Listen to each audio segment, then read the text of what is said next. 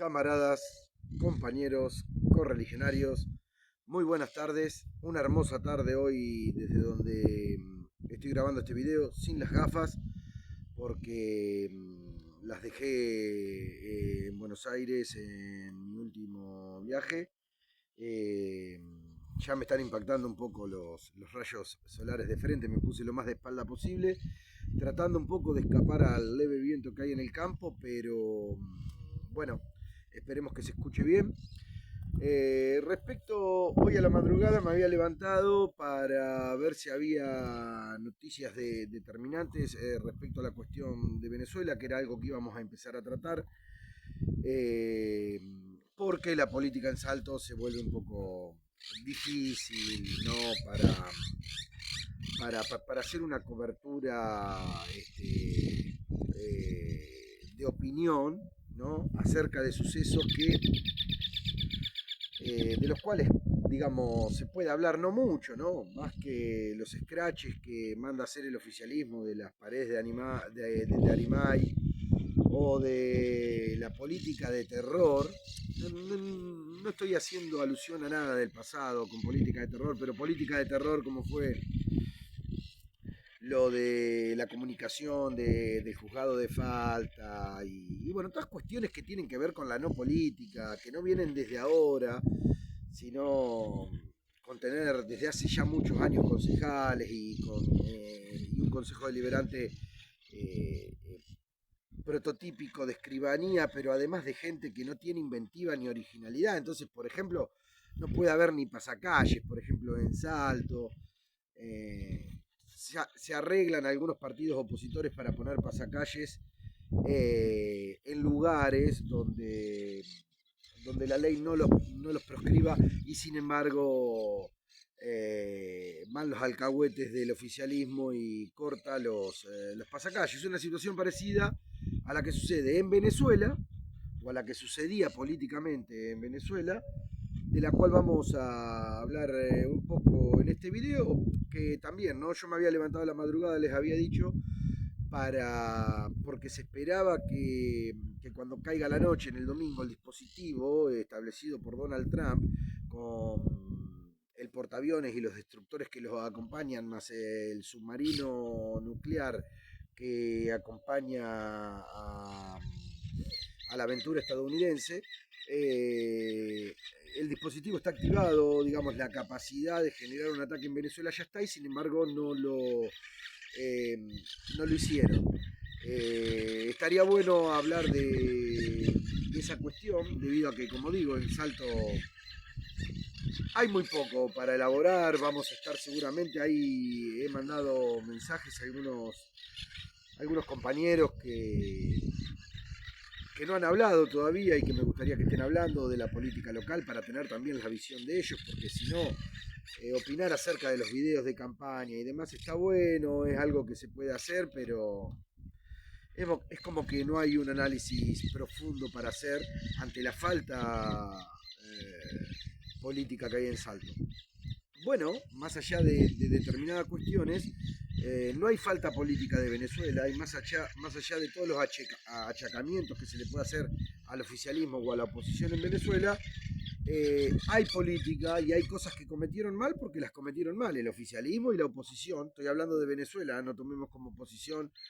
a la incursión militar de Donald Trump y se llegó al momento actual. Eh, yo estoy viendo que por primera vez en las redes sociales, en el poder mediático desde Argentina lo habíamos visto también siempre, pero estoy viendo como que empieza a haber una unificación de los sectores anti-Maduro, antichavistas también, no es lo mismo Maduro que Chávez, pero hay una unificación de ellos cuando tienen que tomar este tema y se lo toma como una liberación que se va a dar y que el momento llegó y que Maduro ya está afuera y demás. Lo cual es una cuestión media complicada. Me parece también hay gente que eh, no hace el análisis comparativo con cuestiones que han sucedido en otro lado del mundo, ¿no? Y cómo han terminado, que también, en algunos casos, no en todo, habían iniciado como me fugo a un tipo, lo saco de acá, hago lo que quiero con el tipo, estilo Bin Laden, o sea, lo mato y lo tiro al mar, total no va a pasar nada. No, claro, con Bin Laden no va a pasar nada. Que Pakistán se recalentó cuando uno de los peores presidentes de la historia estadounidense, por lo menos de la época moderna, el peor, Barack Obama,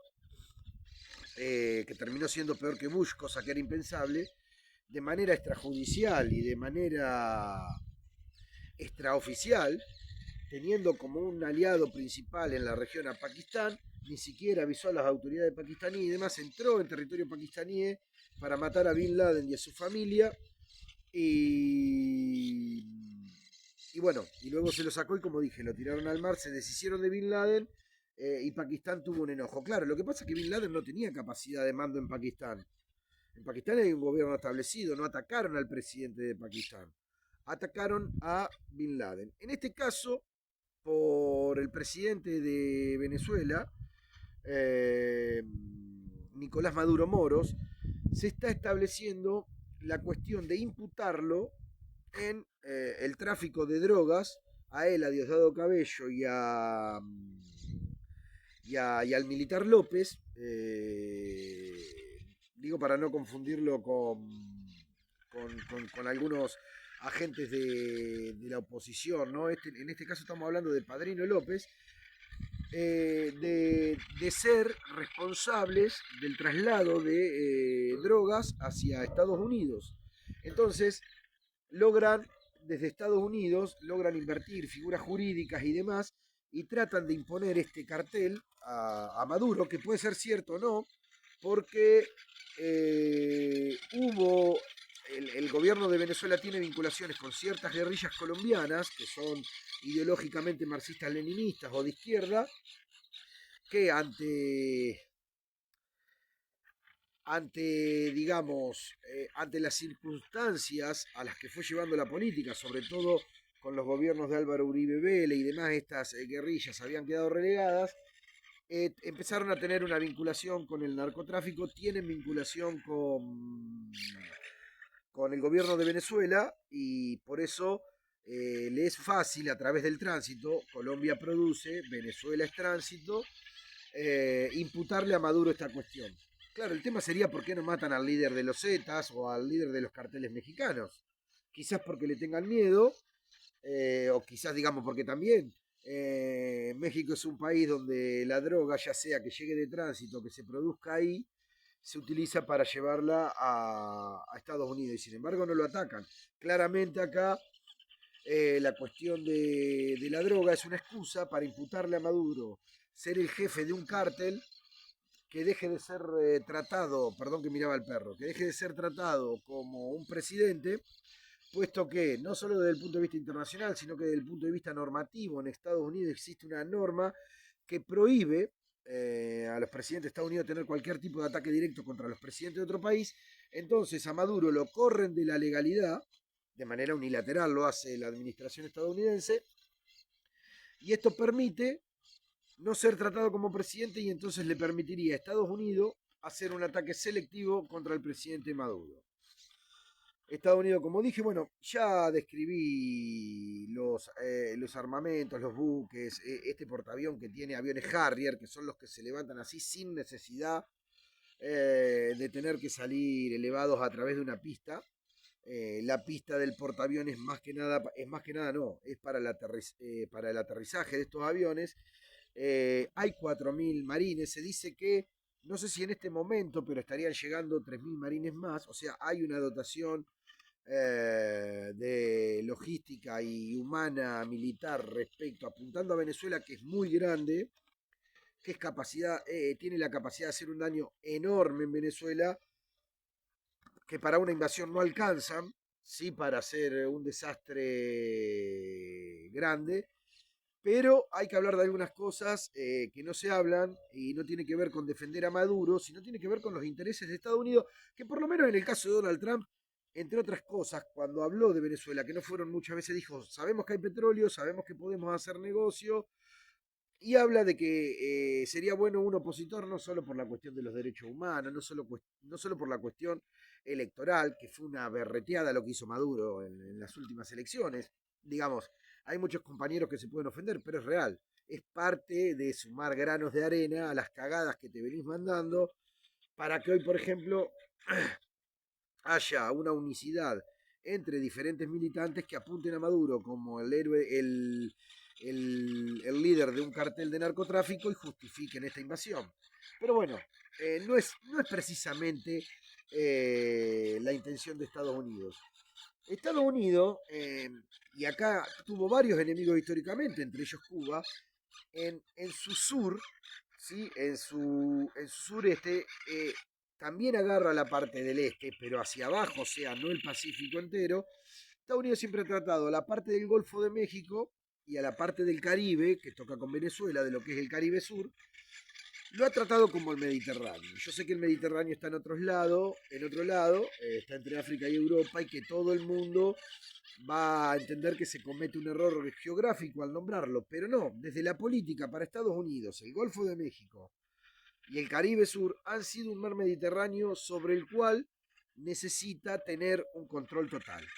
y que por diferentes variantes en muchos casos no lo ha tenido. Por ejemplo, en la pasada década y en la anterior no lo tuvo porque había una unificación de las políticas populares a través de líderes de izquierda, de las políticas que tendían a generar una plataforma que no fuese seria, y por eso tenemos los problemas que tenemos hoy, pero sí había muchos líderes que democráticamente habían llegado al gobierno que le hicieron imposible a Bush con el ALCA y a todos los presidentes que vinieron después, llámese Obama, Biden o Trump, tener una libertad total en ese lugar que para ellos es importantísimo desde el punto de vista militar, desde el punto de vista político y desde el punto de vista comercial. Entonces, lograr obtener recursos venezolanos a través de la oposición, si se quiere, y tener a Venezuela su patio trasero con referentes que respondan directamente a Estados Unidos y que permitan comerciar a Estados Unidos defendiendo los intereses principalmente de Estados Unidos, es absolutamente necesario lograr que Venezuela quede encuadrado de este margen. Por supuesto que llegamos a esta situación porque el gobierno de Maduro no rectificó las cosas que el comandante Chávez había hecho de manera errónea, había hecho muchas cosas buenas, pero había hecho muchas cosas de manera errónea. En el último periodo del chavismo empezamos a tener a un gobierno donde inclusive la propia militancia revolucionaria bolivariana, algunos sectores que eran del comunismo, si querés no del PSV, del Partido Socialista Unido de Venezuela, pero sí del Partido Comunista de Venezuela, de otros sectores del polo patriótico y demás, donde entendían que se empezaba a retrasar y a estancar una cuestión política económica de Venezuela y que iba a impactar en lo social y que tenía que ver con la dependencia absoluta del petróleo, que tiene precios volátiles, que un día vale una cosa, que un día vale otra, y que si el reparto de esas ganancias no alcanza para solventar las necesidades del pueblo, en algún momento todo esto iba a desgastarse y no se puso foco en el capitalismo industrial, en generar industrias, en establecer a Venezuela con una soberanía nacional desde la industria, no porque la industria deba ser estatal, sino porque la industria debía florecer, generarse nuevos impuestos y nuevas participaciones de las cooperativas y de los trabajadores en esta industria. Y bueno, no se hizo, Venezuela llega a etapas de miserias inauditas y Maduro no logra revertir esa situación y empieza a trabajar ya casi de manera de lleno con cuestiones muy polémicas que ocurrieron durante la previa a la muerte de Hugo Chávez, en la muerte y en el posterior a la muerte de Hugo Chávez, que quizás en algún momento las hablaremos. Maduro al retrasar, al no revertir esa situación, va a tener un pilar en el cual apoyarse, que es Cuba, y que La Habana termina siendo básicamente quien digita la política de Caracas y, y la degradación social que sufre debido a este sistema absolutamente ocioso, sostenido en parte también por el narcotráfico, hay que decirlo, al que hemos llegado en Venezuela, ha hecho que la situación llegue a la que es hoy, a la que es ahora, no a la que es hoy. A ver, diferentes cosas por decir. La cadena de mando en Venezuela, hay militares que sí, que escaparon, pero la cadena de mando en Venezuela está intacta. Entonces, puede haber un asesinato selectivo de Maduro, puede haber un rapto de Maduro de Diosdado Cabello para luego encarcelarlo, se le va a tipificar el delito de narcotráfico y en Estados Unidos te morís en una cárcel que no mide más de 1,70 m por 1,70 m toda la vida, quedarán ahí. Ahora, ¿qué vamos a pensar? ¿Que va a asumir la correligionaria María Corina Machado? ¿Porque lo saquen a Maduro, porque hagan un asesinato selectivo de Maduro? No. Y esto no lo digo estando en contra de María Corina Machado, que ella, que es una opositora acérrima, no me parece a mí un mal cuadro, me parece muy inteligente, me parece que ha cedido cuando ha tenido que ceder, y, mira, y miremoslo a la gente de Salto, cómo acá no ceden ni por cuestiones de poderes que no existen poderes, son ridículas, y miren cómo María Corina Machado ha cedido muchas veces, ha agachado la cabeza muchas veces, ha priorizado su vida, y miren cómo hoy es verdaderamente la líder, básicamente, de esos buques que maneja Donald Trump. Digamos, si la representación de esos buques que van por Maduro, por Diosdado y por Padrino López, le tenemos que encontrar una figura criolla, no es Capriles, que condenó, ojo, Capriles, acérrimo opositor a Maduro y a Chávez, condenó la posibilidad de un ataque, no es Guaidó, no lo digo en modo de crítica, a mí no me gusta, pero un aliado, alguien que le prometió a Estados Unidos que él iba a ser presidente de Estados Unidos en Venezuela, así fue como Estados Unidos lo nombró de Venezuela, sino que es María Corina Machado, ¿sí? Quien lidera, básicamente, no en cuanto a las órdenes, no en cuanto a la jerarquía de mando, pero sí es quien domina verdaderamente desde la oposición venezolana esta acción que el imperio, que Estados Unidos a través de Donald Trump, está llevando a cabo en Venezuela. Bien por María Corina Machado, pero lo que yo quiero... ¿Por qué? Porque yo no estoy tomando parte ni a favor de María Corina Machado ni a favor de Maduro. Pero quiero hacer algunas puntualizaciones. Dije que la cadena de mando, por más que maten o se lleven a Maduro o a Diosdado Cabello o a Padrino López, va a continuar. Entonces, digamos, para que exista un cambio de régimen, no va a alcanzar lo que se tiene planeado hacer. Entonces la incursión militar va a ser muy larga y se va a establecer una opción militar de desgaste. Yo les voy a decir esto porque la política internacional me encanta. He hecho la cobertura digital porque, bueno, no he tenido la posibilidad de estar en esos lugares, de muchos conflictos bélicos, de países que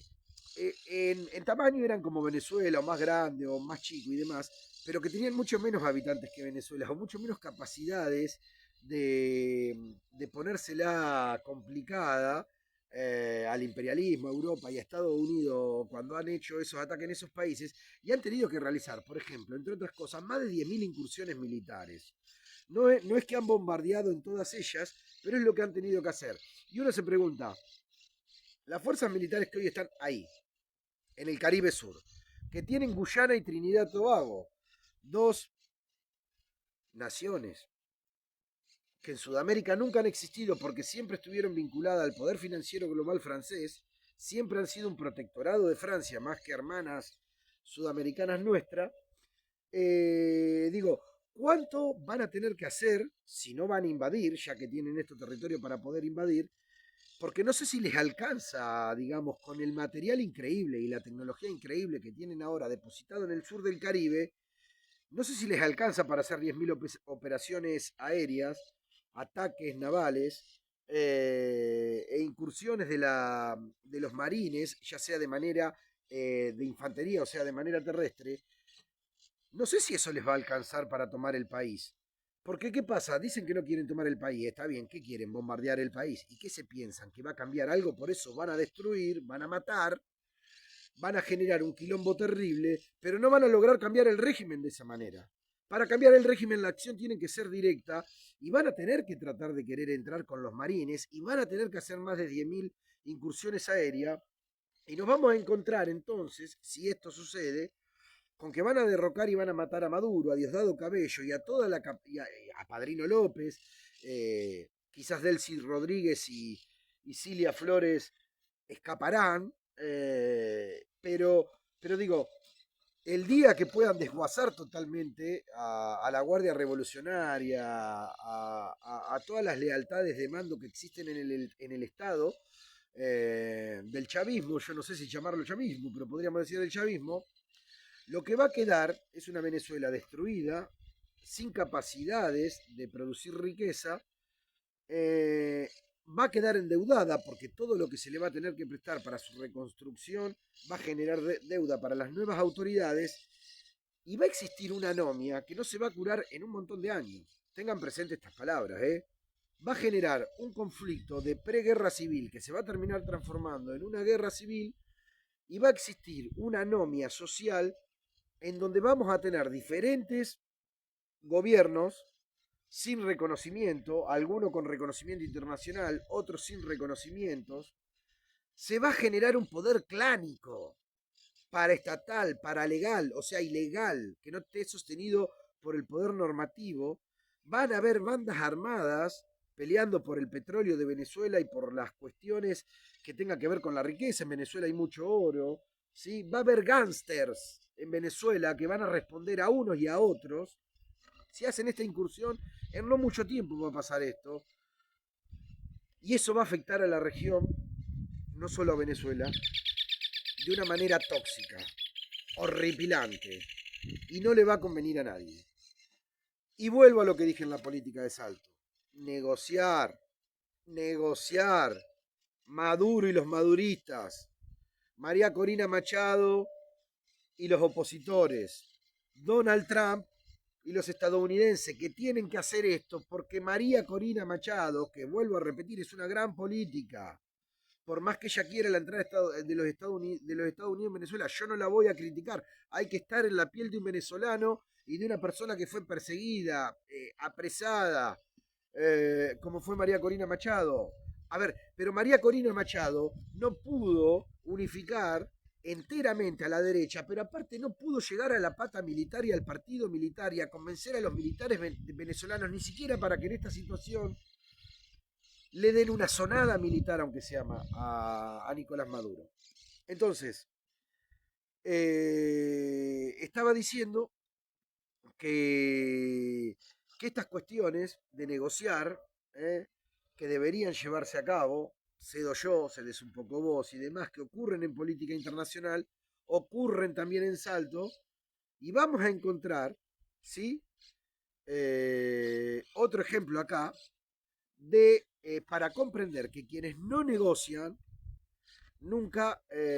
terminan realizando o haciendo las cosas o le terminan saliendo las cosas como lo habían ideado en un principio. Se me hizo muy largo el video, camaradas, compañeros correligionarios. Le pido disculpas. Vamos a ir tocando estos temas más seguido porque en Salto, la realidad, no pasa nada, hablaremos algo. No sé, como les dije, voy a intentar comunicarme con algunos compañeros de Salto que quieran hablar de cómo ven la política y demás. Yo he hablado bastante y mientras no haya noticias claras o rimbombantes, no voy a salir a hablar porque verdaderamente hay muy poco para hablar, es patético. Y bueno, es una crítica principalmente al gobierno de Salto, pero también a nuestra ciudad y a su gente despolitizada y que en cabeza política solamente tiene cuestiones ridículas, ¿viste? Importadas desde el extranjero y políticas que no van a ningún lado y que bueno, lo que hacen es precisamente tratar de que no se haga política, ni desde el oficialismo ni de la oposición. Ni desde la oposición. Así que tengan buenas tardes. Nos volvemos a ver pronto. Espero que se haya escuchado muy bien y que a pesar de que se haya hecho muy largo el video, lo hayan podido seguir. Muchas gracias.